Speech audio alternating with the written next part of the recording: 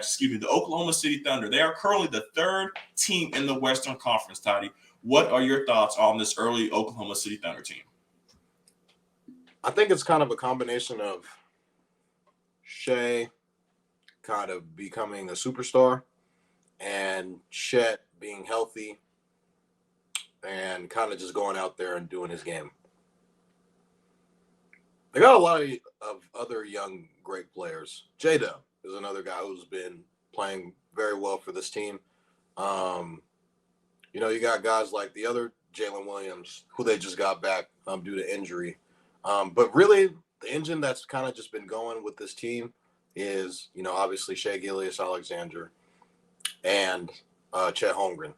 And it's already scary right now, and Chet is only a rookie, but I kind of mentioned earlier that this 1-2 punch can definitely be, one of the better 1-2 punches in the league. And with Shai being kind of already cemented, he was all NBA last year, all-star, kind of anointed as like, I'm here in this league now. And, bouncing off that into this year, he hasn't really skipped a beat. And, Clipper fans are kind of, shaking in their boots a little bit at night because Shai Gilgeous-Alexander was definitely a part of that trade that ultimately got Kawhi Leonard and Paul George. Kawhi and Shai? Yeah, man.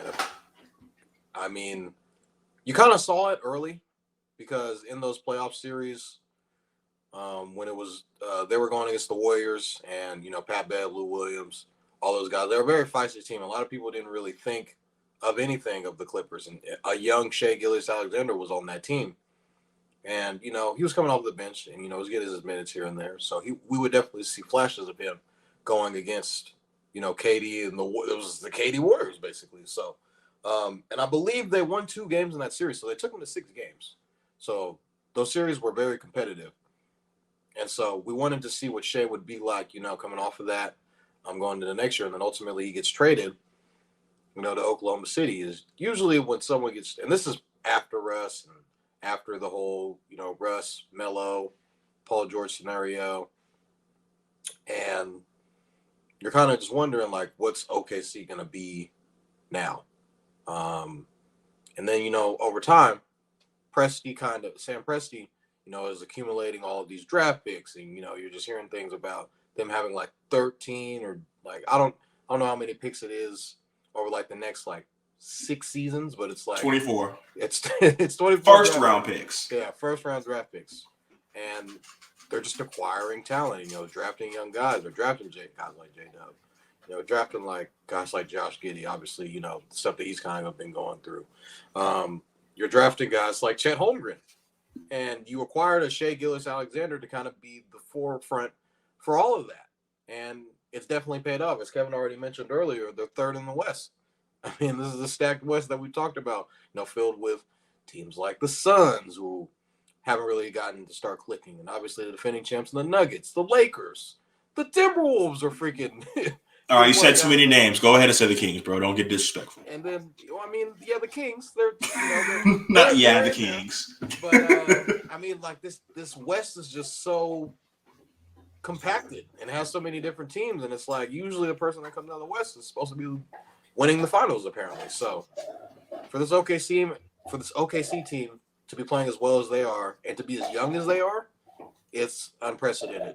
And they just got to keep going, man. And I feel like if Chet keeps playing the way that he's playing, Kev will be the mad scientist that said, 3 months ago that Chet was going to be the rookie of the year. And I believe at that time, Chet was like plus 1,000, something like crazy.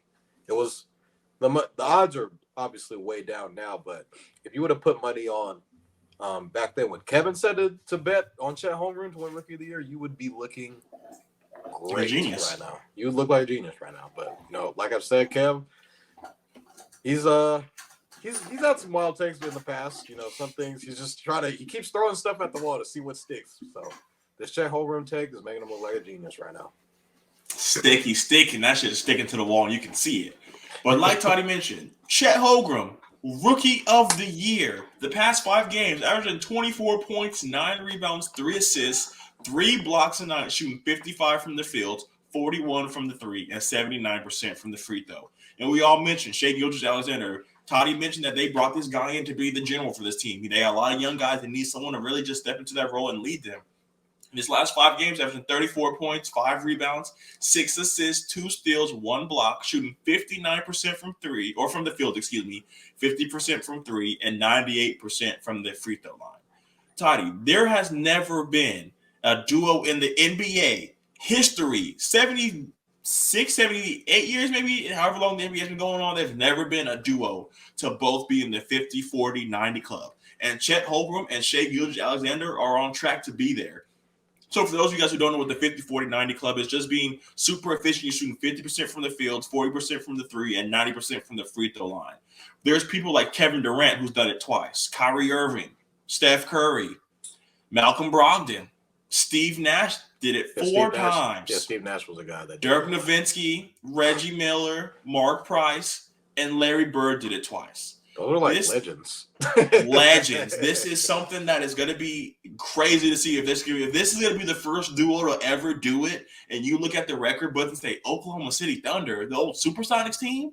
Yeah. Yes, not with Kevin Durant and Russ and James. This is a new and improved Oklahoma City Thunder.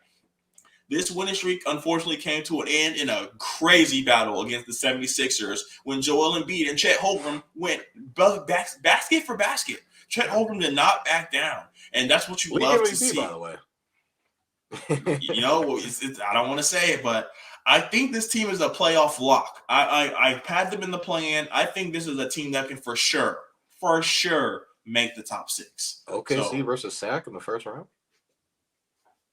Hey man, I would hate to have to sit them packing in the early rounds, but I mean, you gotta get your feet wet a little bit. So, well.